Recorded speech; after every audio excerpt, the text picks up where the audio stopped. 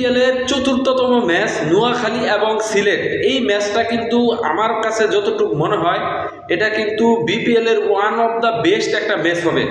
কারণ ম্যাচে যেভাবে টার্নিং পয়েন্ট এসেছে এটা দেখলে আসলেই খুবই মাথা নষ্ট হয়ে যাবে আপনার।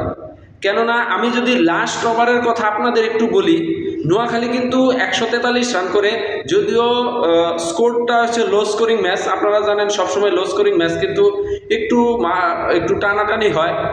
সেই ক্ষেত্রে সিলেট ব্যাট করতে নেমে আমি লাস্ট ওভারের কথা একটু আপনাদের বলবো। লাস্ট ওভারে কিন্তু 13 রান দরকার ছিল, হাতে ছিল মাত্র 2টা উইকেট।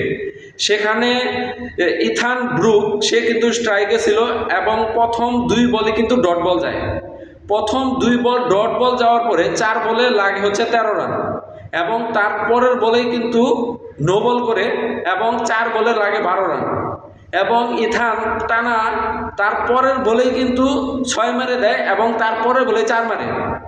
অর্থাৎ 2 বলে দরকার 2 রান। এরপরে হচ্ছে সব নাটকীয়তার জয়। সেখানে তারপরের বলেই কিন্তু ইথান ব্রুক কিন্তু রান আউট হয়ে যায়। এখানে হচ্ছে সবচেয়ে বড় একটা টুইস্ট। এবং রান আউট হওয়ার পরে 1 বলে মাত্র 2 রান দরকার ছিল, 1 বলে 2 রান, এবং উইকেট ছিল মাত্র একটা হাতে। সেখানে একটা বড় একটা নাটক হচ্ছে, সেই জায়গাতেই প্রথমে একটা হোয়াইট বল দিয়ে বসে, এবং যার কারণে কিন্তু 1 বলে 1 রান দরকার হয়, এবং লাস্ট বলে কিন্তু লেগ বাইতে কিন্তু আসলে একটা রান আসে, এবং সিলেট ফাইনালে কিন্তু সিলেট আসলে ম্যাচটা জিতে যায়।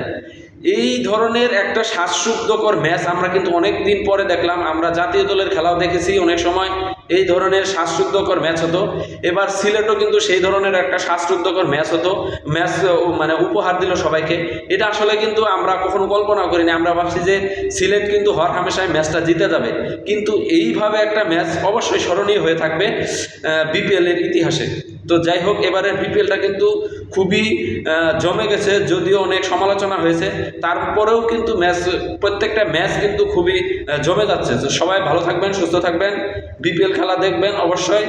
আর বিপিএলের প্রত্যেকটা ম্যাচ বাই ম্যাচ কমেন্টে দেখতে পারবেন আমার সাথে। সবাই ভালো থাকবেন, সুস্থ থাকবেন, ধন্যবাদ।